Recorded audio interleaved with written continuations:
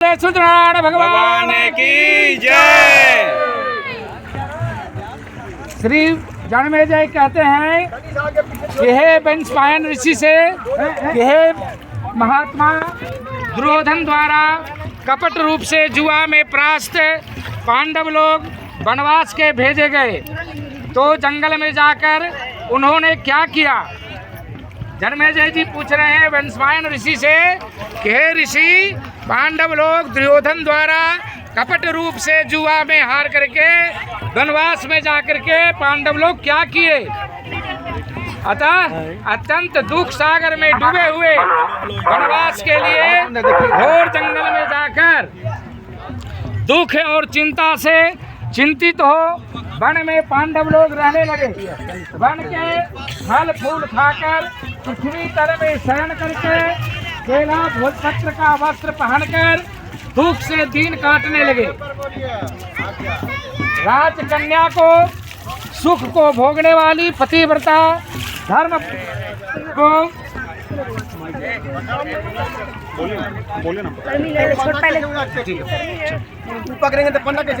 पहनकर दुख से दिन काटने लगे। राजकन्या को सुख भोगने वाली पतिव्रता धर्म को जानती हुई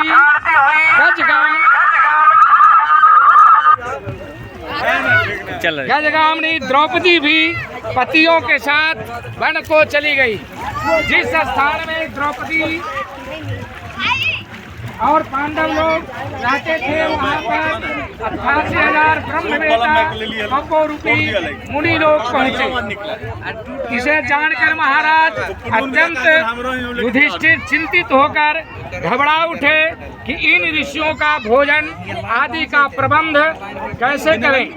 जब युधिष्ठिर को यह चिंता हुई कि भोजन ऋषियों के भोजन के लिए क्या उद्योग करे, क्या उपाय करे जिससे 88,000 ऋषियों का भोजन प्रेम पूर्वक हो सके। तो मुख की चेष्टा मलिन किए हुए द्रौपदी अपने स्वामी युधिष्ठिर को देखकर द्रौपदी अत्यंत दुख से व्याकुल होकर बोली, हे प्रभु महाराज, हम ऋषि को आए हुए हैं जिनका आसन पर बैठाकर प्रदक्षिणा पूर्वक नमस्कार करके नेत्रों में आंसू भरकर कुल मती द्रौपदी प्रेम पूर्वक गदगद वचन से बोली कि हे धूम ऋषि, हे महाभाग, इन दुखद पांडु पुत्रों को देखो। हे स्वामी, इनके दुख को देखकर क्या आपका हृदय दुखी नहीं होता है।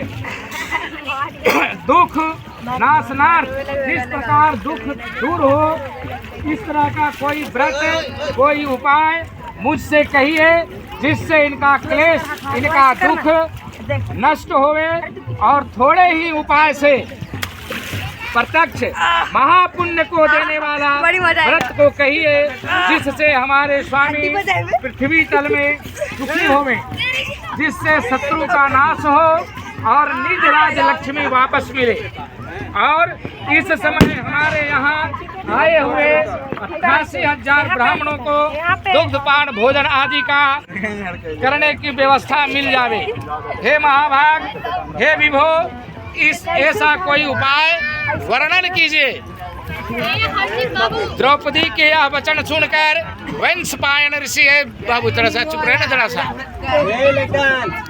वंशपायन ऋषि जन्मेजय जी से कहते हैं कि हे ब्राह्मणों में श्रेष्ठ महाराज धौम्य जी, प्रसन्न होकर मुहूर्त मात्र ध्यान स्थित होकर द्रौपदी से बोले, हे पंचाल पुत्री, एक उत्तम व्रत को तुम सुनो, जिस व्रत को पूर्व समय में नागकन्या के उपदेश से सुकन्या ने किया था।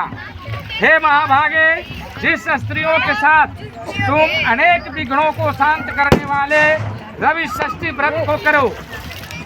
हे द्रौपदी, फिर द्रौपदी बोली कि हे विप्र, हे ब्राह्मण, आपका कहा हुआ व्रत कैसा है और उसकी विधि क्या है, उस व्रत में किसका पूजन किया जाता है, वह नाग कन्या कौन थी और किस हेतु उसने इस उत्तम व्रत को किया था।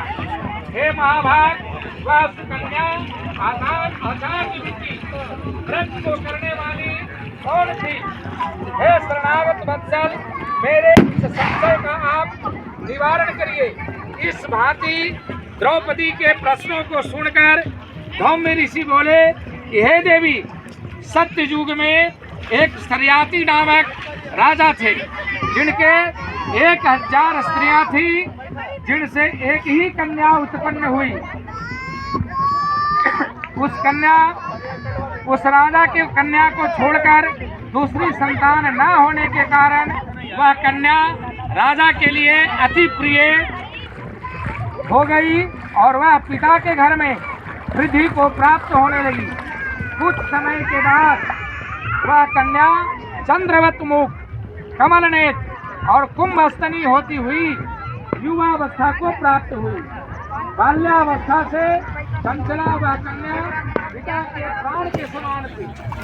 इस पृथ्वी लोक में उसके समान, उसके सदृश दूसरा कोई ऐसी कन्या न थी कि जिसको हमने देखा हो।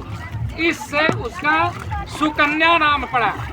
एक समय राजा सरियाती मृगा शिकार के लिए मंत्री, सेना, बड़े बड़े योद्धा और पुरोहित को संग लेकर घोर जंगल को गए। शिकार खेलने के निमित्त राजा को जंगल में वास करते हुए 10 दिन बीत गए। राजा सरियाती दिन में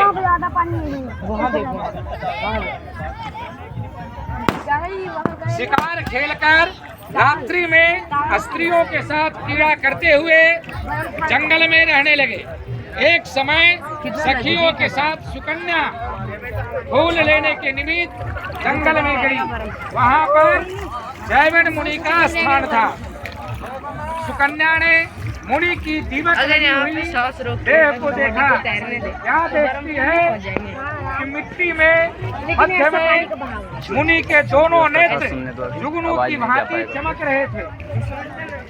उसने विस्मित होकर दोनों आंखें फोड़ दी। तब तो मुनि के नेत्रों से रुधिर की धारा बहने लगी और वह चकोराक्षी सुकन्या फूलों को लेकर सखियों के साथ गृह को चली गई। जैवन मुनि की आंखें सुकन्या द्वारा जो फोड़ दी गई, इससे राजा और सेना का खल मुद्दे आदि सब बंद हो गए और सभी हाहाकार करने लगे।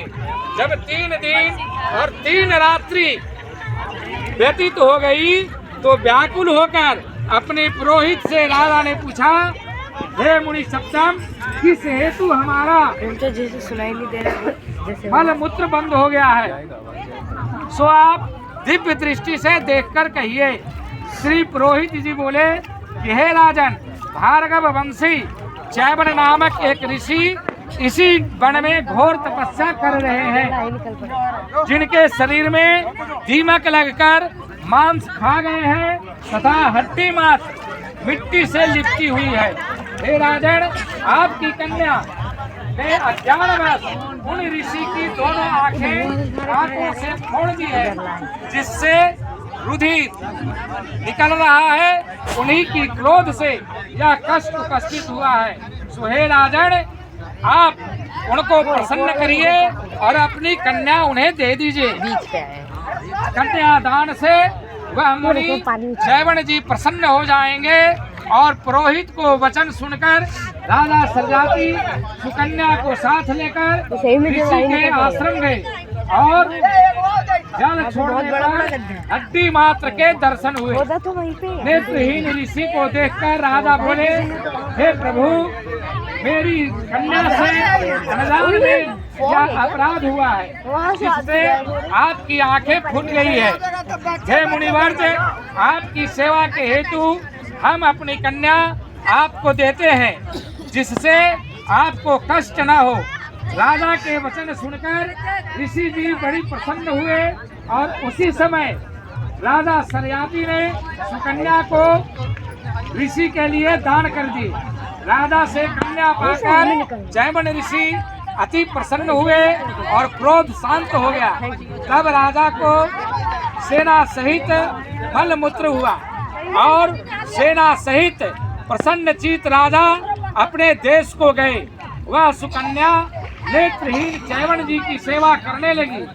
वह सुकन्या कार्तिक मास में एक दिन जल के लिए पुष्करणी यानी छोटे तालाब में गई, जहाँ पर उसने अनेक आभूषणों से युक्त नाग कन्या को देखा।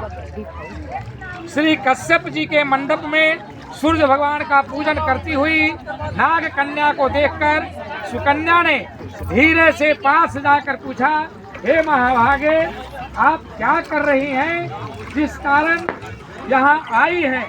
सुकन्या के इस वचन को सुनकर नाग कन्या बोली, हे साध्वी, मैं नाग कन्या हूँ, व्रत धारण कर कश्यप जी के पूजनार्थ यहाँ आई हूँ। सुकन्या बोली, इस व्रत का और पूजा का क्या प्रभाव है, क्या फल है, इस पूजा की विधि क्या है, किस महीने और किस तिथि को यह उत्तम व्रत किया जाता है? नाग कन्या ने कहा कि कार्तिक मास की शुक्ल पक्ष की षष्ठी तिथि को सप्तमी युक्त होने पर सर्व मनोरथ सिद्धि के लिए यह व्रत किया जाता है। व्रती को चाहिए कि पंचमी के दिन नियम से व्रत का धारण करे, साय काल में खीर का भोजन करके पृथ्वी तल पर सोए, छठ के दिन व्रत रहे, दिन में 4 रंगों से सुशोभित मंडप में भगवान सूर्य नारायण का पूजन करे और रात्रि में जागरण करे, अनेक प्रकार के फल और पकवान आदि का नैवेद्य लगावे और सूर्य नारायण के प्रीति के लिए गीत वाद आदि से गा बजाकर उत्सव मनावे। जिस समय तक सूर्य नारायण का दर्शन न होवे तब तक व्रत धारण किए रहे। प्रातः काल सप्तमी को सूर्य नारायण के दर्शन करके अर्घ देवे। दूध, नारियल, कदली फल, पुष्प, चंदन से 12 नाम सूर्य के हैं, उन्हीं के नामों का उच्चारण करते हुए और प्रत्येक नाम से दंडवत प्रणाम करते हुए अर्घ देवे। जगत के सविता, जगत के नेत्र, जगत के उत्पत्ति पालन नाश के हेतु त्रिगुण रूप त्रिगुणात्मा ब्रह्मा विष्णु शिव रूप सूर्य नारायण को नमस्कार है। इसी प्रकार व्रत के करने से सूर्य नारायण महाघोर कष्ट को दूर करके मनोवांछित फल को देते हैं। हे सुब्रते, हमने यह रवि षष्ठी व्रत तुमसे कहा। श्री धौम्य जी ने कहा कि हे द्रौपदी, नाग कन्या के इस वचन को सुनकर सुकन्या इस व्रत को किया।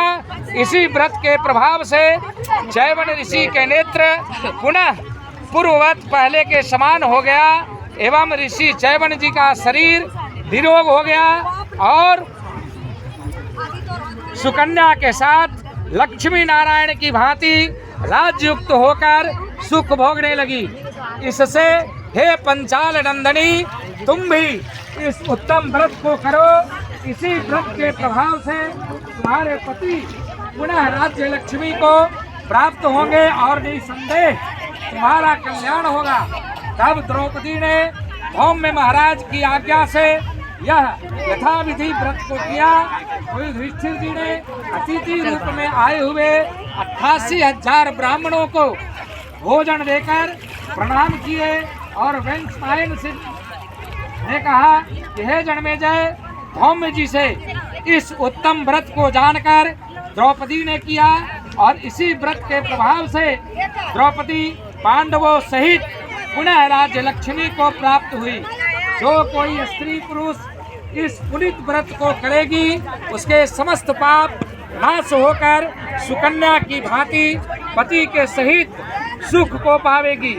इस व्रत को विधि पर उद्यापन विधि विधान से प्रत्येक वर्ष व्रत करते हुए कथा को सुने, ब्राह्मणों को दक्षिणा देवे तो उसका मनोरथ सिद्ध होता है। जो कोई भक्ति युक्त होकर इस कथा को सुनता है उसको पुत्र पौत्र धन संपत्ति अक्षय सुख प्राप्त होते हैं। इस भांति कथा को सुनकर सूर्य नारायण को अर्घ देकर नमस्कार करते हुए श्रोता निज निज आश्रम निज निज घर को जावे। प्रेम से बोले सूर्यनारायण भगवान की जय, छठी मैया की जय, इष्ट देवता की जय, राम देवता की जय, कुल देवता की जय, प्राण देवता की जय, अपने गुरुजनों की जय, धर्म का जय हो, धर्म का नाश हो, प्राणियों में सद्भावना हो, प्राणियों में सद्भावना हो, विश्व का कल्याण हो, विश्व का कल्याण हो। बोलिए हर हर हर महादेव।